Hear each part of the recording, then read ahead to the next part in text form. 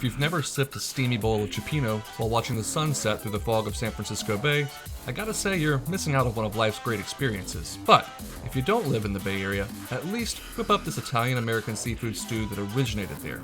It's hearty, satisfying, and delightful.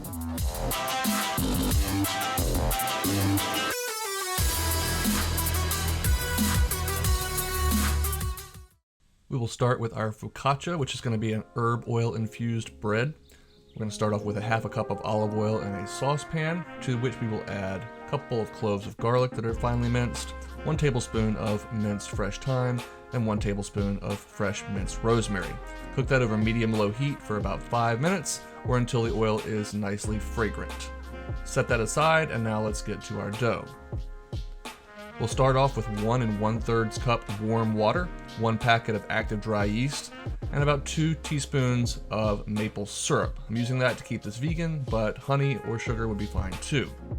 Give that about 10 minutes to bloom, and then we're going to add in 3½ cups of all-purpose flour, attach our dough hook or grab our wooden spoon, and start bringing that dough together. While that dough forms, I'm going to add 1/4 cup of our herb oil into the dough itself. Let that dough finish coming together. Once that has occurred, go ahead and scrape the dough hook down, cover it, and give it about an hour to rest and double in size. At this point, we're going to grab a baking dish, add a little bit more of our herb oil to the bottom and brush that around to ensure the focaccia does not stick. Turn out our dough and press it out into about an 8 by 12 inch rectangle. I probably spread this out just a little too far, but you want it to be about a 1/2 inch to 3/4 of an inch thick to cook in the appropriate amount of time. Give that another 20 minutes to rest, and give it a second rise, and then finally brush over the remaining herb oil mixture. This is going to go into a 400-degree oven, but not before being topped with some flaky salt and a little cracking of fresh black pepper. Into the oven for 20 minutes it goes, or until it is lightly golden brown and perfectly cooked through. Nice crispy outer crust, loose crumb on the inside. Give it about 5 minutes to rest on a wire rack, and then dive in. Alright, for our Cioppino, we're going to need some diced shallots, about 2 or 3 of them, 2 or 3 diced cloves of garlic, and a head or bulb of fennel. Fennel has a nice licoricey flavor. We're going to go ahead and save those fronds on the top for garnish. And just work with this bulb here. Go ahead and cut the root end off, and then quarter the fennel head and slice it thinly. Once that's done, we're going to get a couple tablespoons of olive oil into our largest pot. Add in the fennel, the shallots, and the garlic. We're going to cook that out for about 5 to 7 minutes until it's a little bit softened.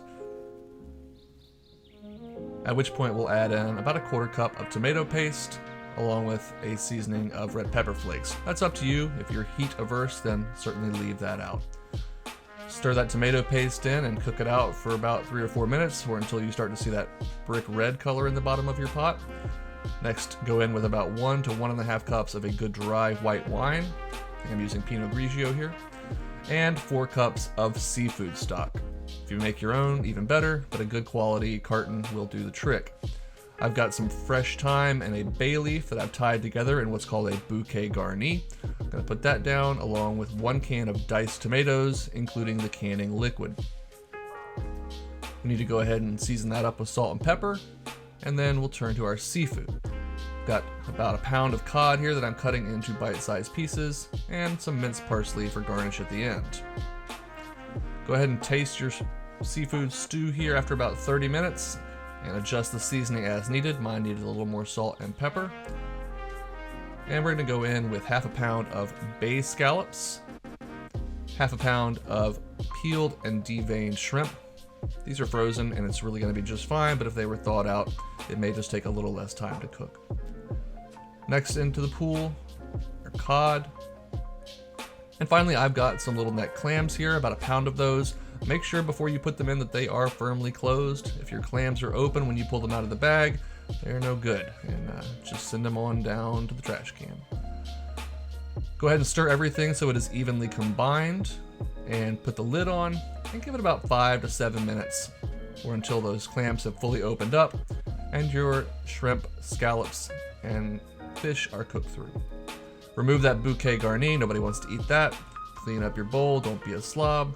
Garnish it up with some fresh lemon because seafood and lemon are a match made in heaven.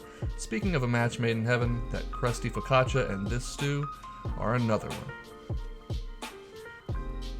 So this is a really interesting bowl of stew here because it is extremely light, very little fat in here, but it's also really hearty, really filling, and very satisfying. It's definitely something that is worth your time to make, considering it only takes about 45 minutes from start to finish. Make sure you dunk that fresh bread in there. Hey guys, I really appreciate you watching. Give me a like and subscribe for more content. And as always, go make something delicious.